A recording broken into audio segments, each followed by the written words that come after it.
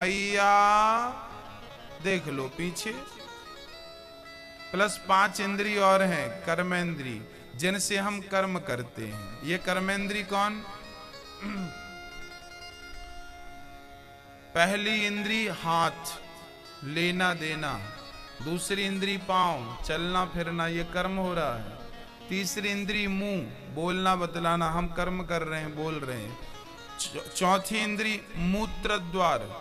पांचवी इंद्री मल द्वार। मूत्र और मल, मूत्र और मल का जो हम विसर्जन करते हैं वो भी इंद्री हैं। 2 गुप्तेंद्री, 3 ये इंद्री, टोटल 5। 5 ये 5 वो, टोटल 10।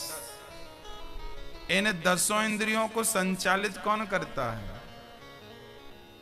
ये 10 इंद्रियां किसके कहने से चलती हैं आपको पता है? अब मैं आपके शरीर का गणित आपको समझा रहा हूं। आपका शरीर कैसा ईश्वर ने डिजाइन किया है। आप कंप्यूटर की पढ़ाई तो पढ़ते होंगे, कंप्यूटर को समझने में भी सालों लग जाते हैं। आज मैं आपके शरीर को समझाता हूं। हमारे शरीर में कितनी इंद्रियां होती हैं? 10। इन 10 इंद्रियों को संचालित कौन करता है? कौन संचालित करता है? मन। 10 इंद्रियों को संचालित कौन करता है? मन। यदि मन सपोर्ट करता है, आंख का काम है देखना, पर मन नहीं चाहेगा तो आपकी आंख होंगी पर देख नहीं पाएंगे।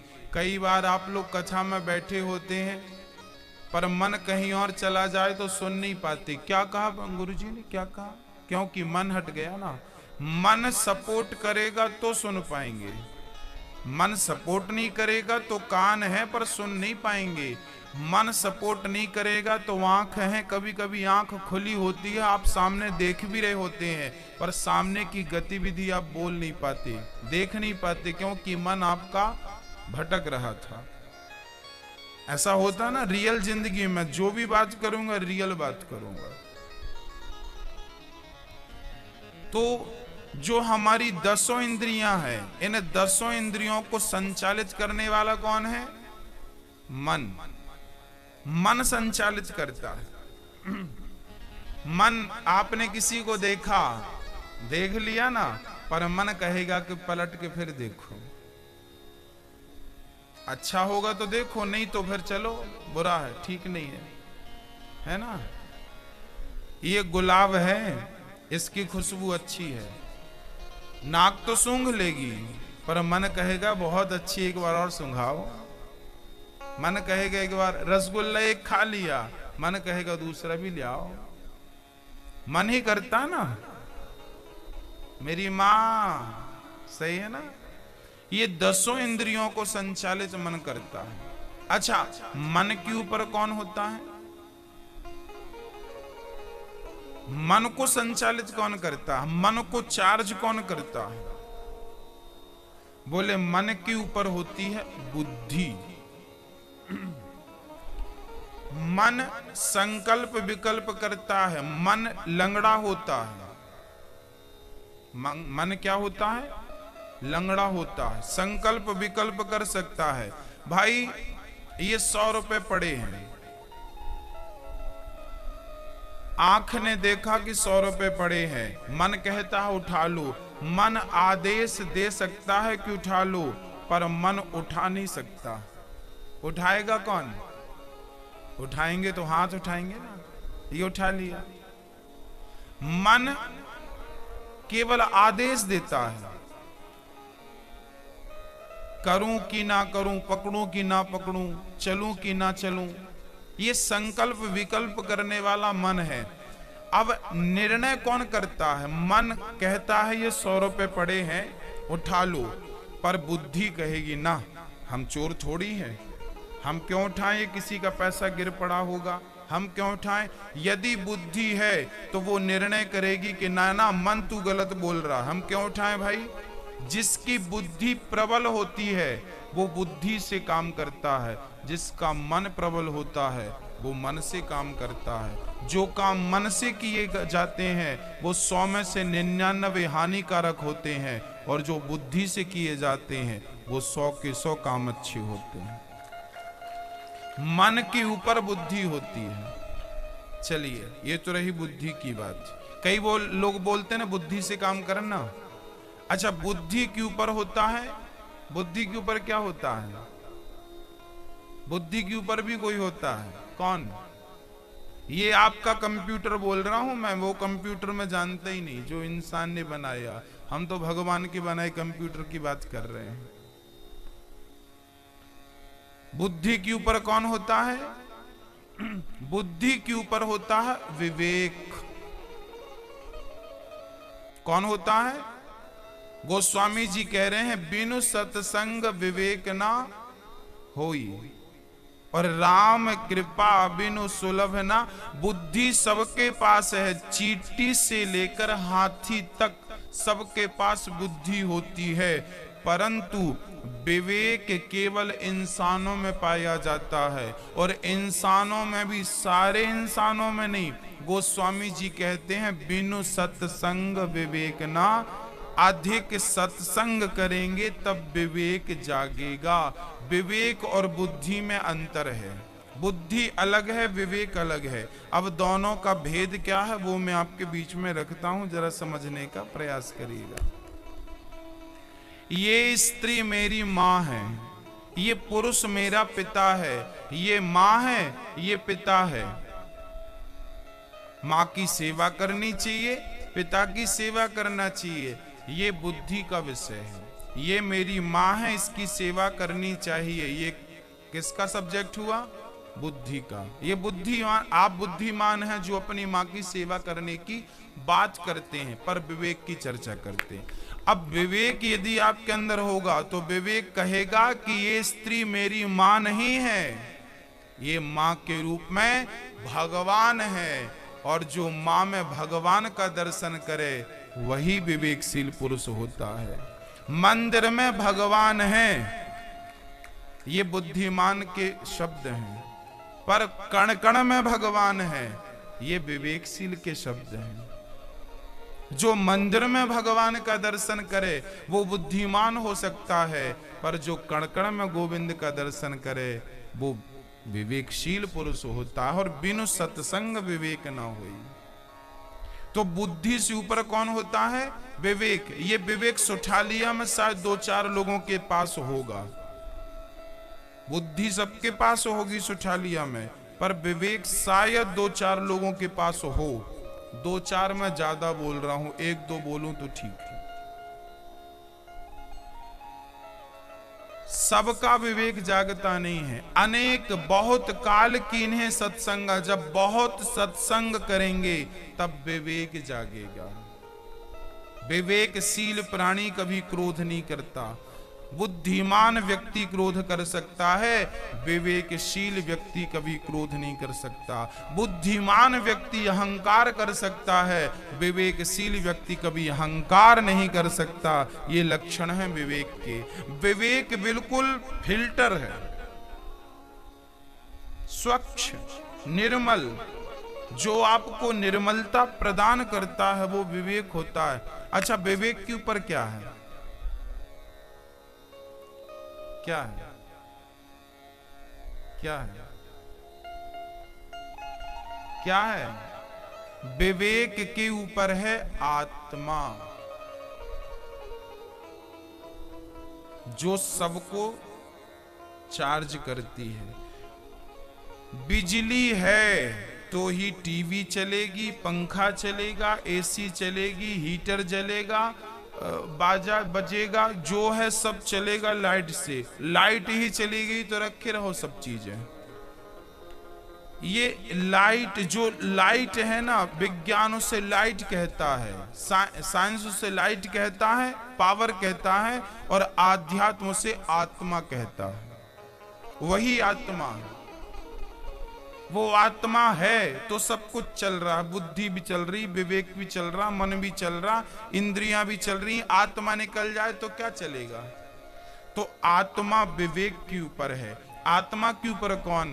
बोले आत्मा के ऊपर परमात्मा। आत्मा का मिलन परमात्मा से हो जाए, वही आत्मा परमात्मा का मिलन है, यही है। तो द्वार खुल गए और 10 पहरेदार सो गए। हम चर्चा कर रहे थे कि जब भगवान कृष्ण को लेकर वसुदेव जी चले तो 10 पहरेदार थे कंस के, सब सो गए। अर्थात हमारी इंद्रियां, जो 10 इंद्रियां हैं, आप कहते हैं काम परेशान करता है, क्रोध परेशान करता है, लोभ परेशान करता है, उन्हीं को परेशान करता है जो गोविंद की शरण में नहीं रहते। जो गोविंद की शरण में चले जाते हैं उन्हें काम क्रोध लोभ कभी परेशान नहीं करता, सब भाग जाते हैं, सब निष्क्रिय हो जाते हैं। भगवान लेकर चले, सुंदर सा पानी बरसने लगा। जो ईश्वर को लेकर चलता है कृपा की बरसात तो होनी ही है। आगे चले तो यमुना का जल स्तर बढ़ने लगा। अर्थात जो भगवान को लेकर चलेगा तो भक्ति तो बढ़ेगी ही बढ़ेगी। यमुना भक्ति का सूचक है। शेष नांग भगवान छाता बन गए भगवान के ऊपर। क्यों बन गए? ये क्या है? जो ईश्वर वसुदेव जी ने किसको लिया था? भगवान को। जो भगवान को धारण करके चलता है, सर्प है, सांप है, काल का स्वरूप। जो ईश्वर को लेकर चलता है तो काल भी, मृत्यु भी उसकी सहायक बन जाती है। जो ईश्वर को लेकर चलता है। आगे चले, यशोदा ने कन्या को जन्म दिया था, कन्हैया को रखा, योग माया को उठाया और कंस को सौंप दिया। कंस को पता लगा कि देवकी के 8वें गर्भ में बेटा नहीं बेटी हुई, पत्थर पर पटक दिया। वो कन्या हाथ से छूटकर आकाश में चली गई। मूर्ख, तू क्या मारेगा मुझे? तुझे मारने वाला प्रकट हो चुका है।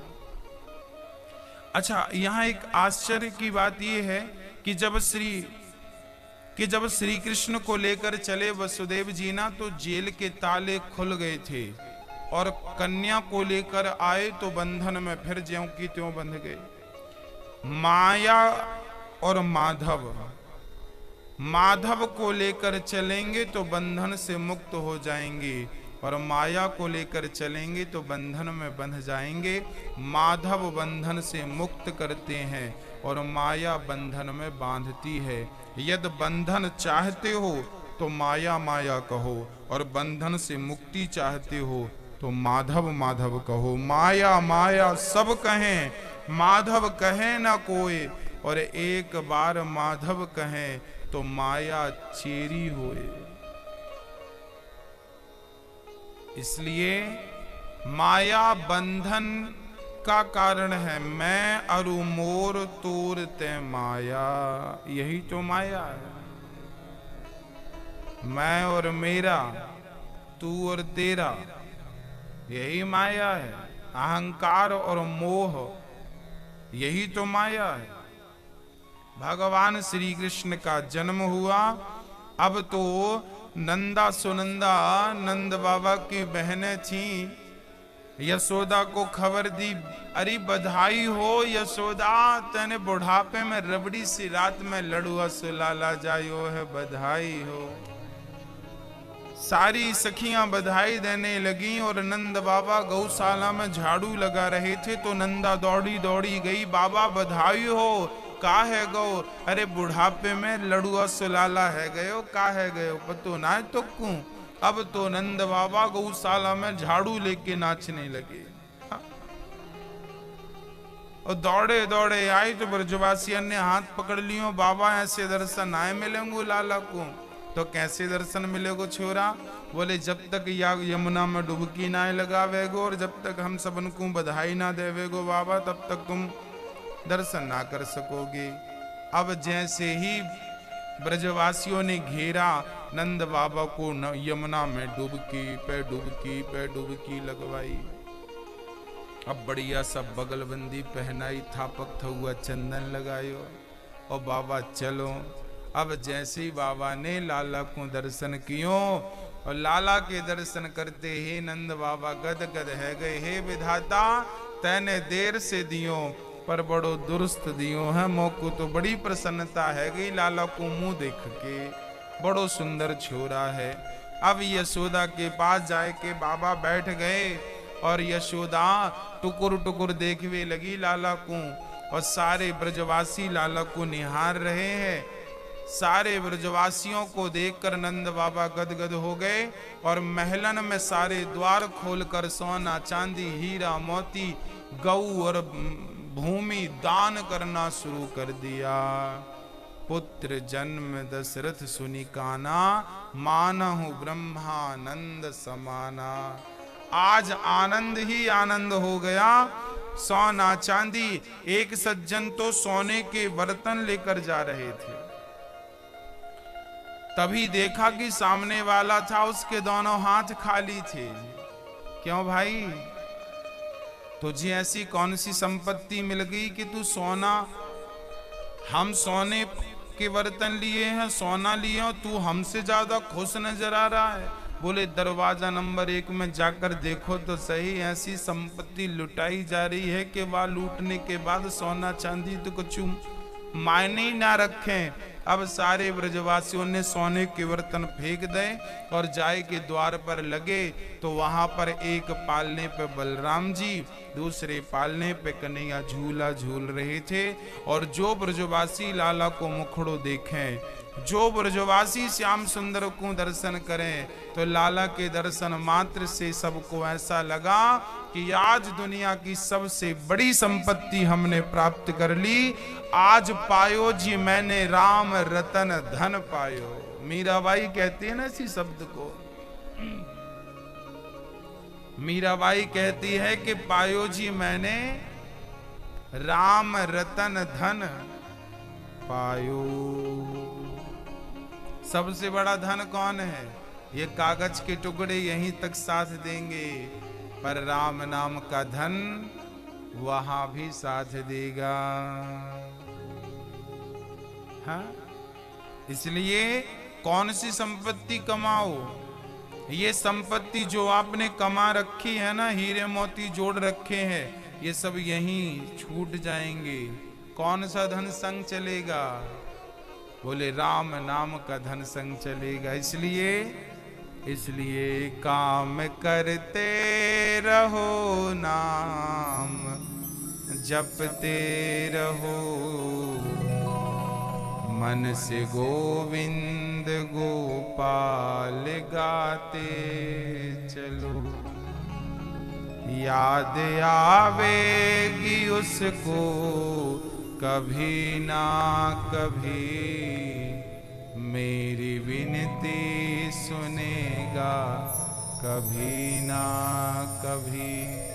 ऐसा विश्वास मन में जगाते चलो, मन से गोविंद गोपाल गाते चलो। काम करते रहो, काम बंद नहीं करना। आप सबको काम बराबर करना है। खेती बाड़ी, दुकानदारी, जो भी है, बिजनेसमैन हो बिजनेस करो, व्यापारी हो व्यापार करो, खेती बाड़ी है तो खेती बाड़ी करो, गृहस्थी में हो तो रोटी बनाओ, झाड़ू लगाओ, पोंछा लगाओ, बर्तन धो लो, सारा काम करो। अकर्मण्य होके नहीं बैठना आपको, काम सारा करो, पर काम करते समय भगवान का चिंतन बना रहे। यही है स्मरण। इसके लिए आप समझिए स्मरण भगवान का किस प्रकार किया जाए। एक उदाहरण से समझते हैं स्मरण किस प्रकार किया जाना चाहिए। एक लड़की थी, उसका विवाह हुआ, ससुराल चली गई। ससुराल 15 दिन रुकी, वापस आ गई अपने मायके, अपने पियर, अपने घर, माँ के घर वापस आई। अब वो लड़की जो अभी 15 दिन ससुराल में थी वापस आई, अब वो सारा काम घर पे करती है, झाड़ू पोंछा बर्तन रोटी सब करती है, पर वो काम करते समय ना किसी को याद करती जाती है, किसी के ख्यालों में खोई रहती है। और ख्यालों में खोई खोई काम, कभी बर्तन धुलती धुलती हंसने लगती है, तो कभी रोटी बनाते बनाते हंसने लगती है। हाँ, वो काम बराबर करती है, पर किसी के ख्यालों में डूब करके काम करती है। क्या आप बता सकती हो मैया वो किसके ख्यालों में खोई है? बताओ, आप अपना अनुभव बताओ। शादी के बाद किसके ख्यालों में खोई रहती है लड़की? किसके? मैया बताओ। सास के? नहीं, सास के नहीं है। हाँ, पति के ख्याल। देखो, दादी तक बता रही है, उसको याद आ गई अपने बचपन की।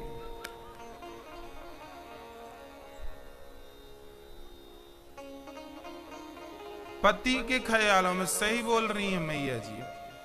एक साधारण सी लड़की, अंगूठा छाप, जो पढ़ना लिखना भी नहीं जानती, एक साधारण सी लड़की काम करते समय अपने पति का चिंतन करती रहती है, अंगूठा छाप, बिना पढ़ी लिखी।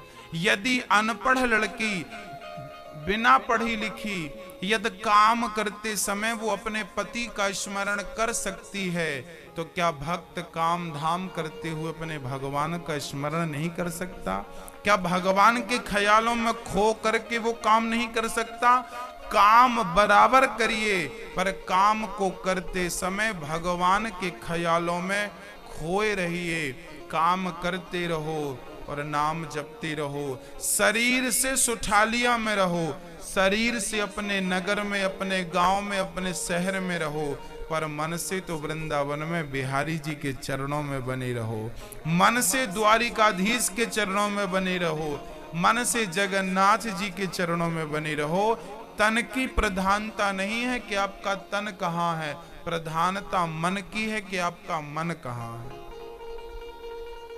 इसलिए तन कहाँ है आपका और आप तन से क्या कर रहे हैं मायने बिल्कुल नहीं रखता। मन कहाँ है, उस कार्य को करते समय ये बहुत मायने रखता है। इसलिए मन को गोविंद के श्री चरणों में लगाओ और सारे ब्रजवासी बधाई पे बधाई, बधाई पे बधाई, सबन को देवे लगे। भैया पीछे जगह नहीं है लगता बैठने की, थोड़ा थोड़ा पुरुष भैया लोग आप एक बार लाला को क्या तो भैया बोली, बाबा आपकी शकल बड़ी डरावनी है, छोरा देखो को तो डर जावेगो, मैं लाला की शकल ना दिखाऊं। भगवान रोने लगे और जब कन्हैया को रोता माने देखा, दौड़ कर नजर उतारवे लगी। शंकर जी बोले, मैया आपको नजर ना आए लगी, आपको भूत लग गए। अब मैया घबराई, राम राम छोरों को भूत लग गए। हाँ, अब मैया बोली, बाबा मैं कहाँ जाऊं भूत उतरवावे। शंकर जी बोले, जाए भी की जरूरत ना है, मैं तो बैठो हूं, मैं सबन के भूत उतारूं। अच्छा मैया बोली, बाबा आपसे भूत उतारनो आए। शंकर जी बोले, हम अच्छे अच्छों के उतारते हैं, तुम्हारे छोरा के नहीं उतार देंगे। हमारो नाम ही भूत भावन, सबन की भूत उतारते हैं हम। जिनको ज्यादा भूत चढ़ जाता है ना, फिर उनको महामृत्युंजय जाप कराना पड़ता है। शंकर जी उतारते उनके भूत।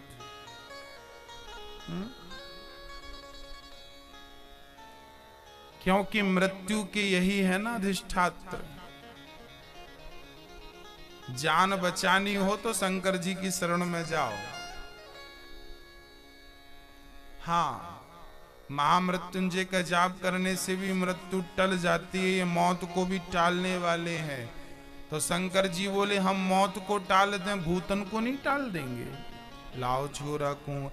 अब मैया डरती डरती गई, बाबा दूर से उतारियो, आपकी शकल बड़ी डरावनी है, छोरा देखो को तो डर जावेगो।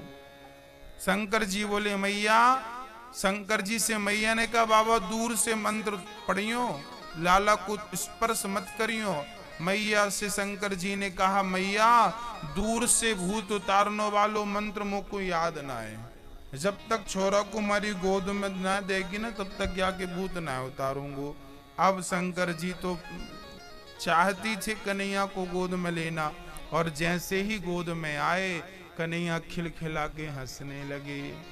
अब भगवान शंकर ने मन से कहा, भाव से कहा, प्रभु आप मेरी गोद में आ गए हो, पर इससे काम नहीं बनेगा, मैं आपके संग रहना चाहता हूँ, बताओ किस रूप में रहूं। जब राम बनकर आए तब तो मैं हनुमान बनकर आपकी सेवा में लगा रहा, अब आप कृष्ण बनकर आए हैं तो मेरा जी कैलाश पे लगता नहीं, आपके संग रहने का मन करता है। तो क्या बनूं मैं? शंकर जी से कन्हैया ने सारों में कब आपको जो बनना है बन जाओ। तब भगवान शंकर ने बांसुरी का रूप धारण कर लिया। क्या बन गए? बंसी। बांसुरी बन करके भगवान कन्हैया के हाथ पर चले गए। कन्हैया को बंसी किसने दी? शंकर जी ने दी। और दी नहीं, शंकर स्वयं बांसुरी बनकर गोविंद के हाथों में चले गए। बोलिए शंकर भगवान की, भक्त वत्सल भगवान की। भगवान शंकर हाथ में चले गए, दर्शन करके गए हैं। एक रूप में कैलाश में, दूसरे रूप में जैसे हनुमान जी के रूप में वो राम के संग रहे, ऐसे बंसी बनकर गोविंद के। इसलिए कन्हैया बंसी को साथ में लिए घूमते हैं।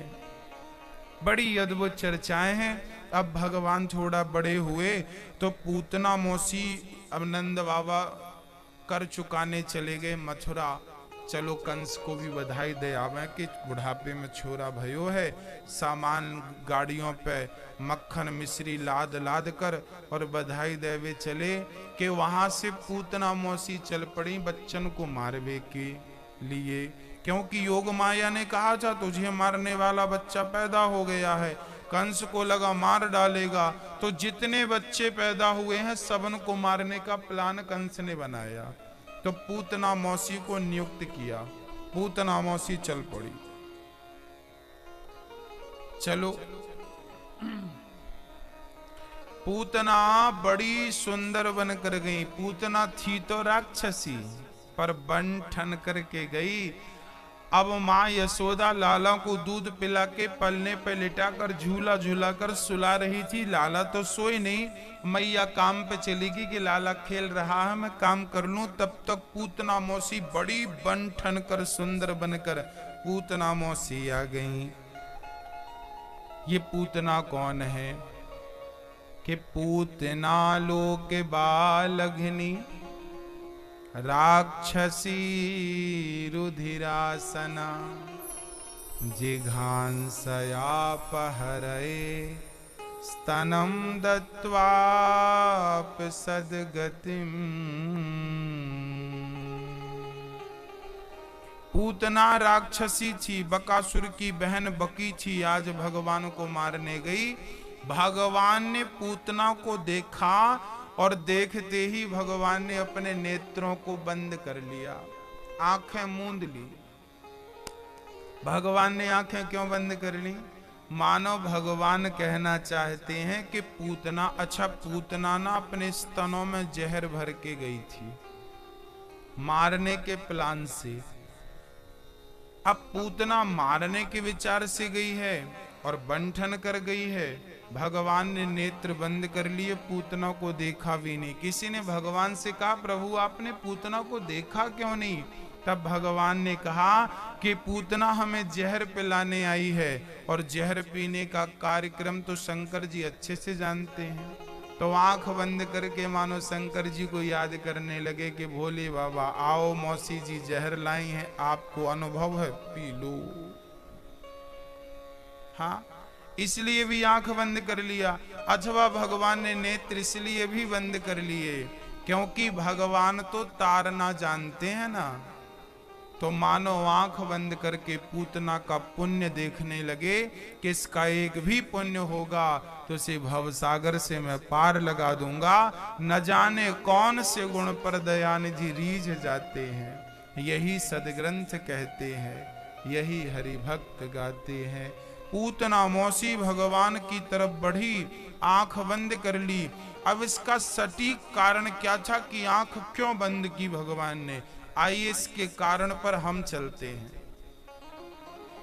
भगवान ने अपने नेत्र इसलिए बंद कर लिए पूतना को देखकर क्योंकि पूतना तन को सजा कर आई थी। तन बड़ा सुंदर था, मानो लक्ष्मी दिख रही थी वो। तन सुंदर था पर मन सुंदर नहीं था। और भगवान कहते हैं कि जिसका तन सुंदर होता है मन सुंदर नहीं होता, ऐसों को मैं देखना भी पसंद नहीं करता, इसलिए नेत्रों को कर लिया बंद। कि निर्मल मन जन सो मोहि पावा, मोहि कपट छल छिद्र न भावा।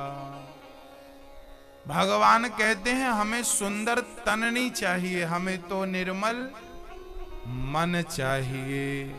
क्या चाहिए भगवान को? मन। और पूतना का तन सुंदर था पर मन सुंदर बिल्कुल नहीं था। आप लोग भी अपना तन ज्यादा धोते हैं, मन तो गंदा का गंदा रहता है। अच्छा ये बताइए, आप लोगों में से कितने लोग हैं जिन्होंने गंगा स्नान कर लिया? जो कर लिए वो हाथ उठा सकते हैं। जिन्होंने एक बार भी अपनी जिंदगी में एक बार भी आप गंगा स्नान किए हैं तो हाथ उठाएं। जो कर लिए, सबने कर लिया। दादाजी आप नहीं गए? पगड़ी वाले भैया गए कि नहीं आप?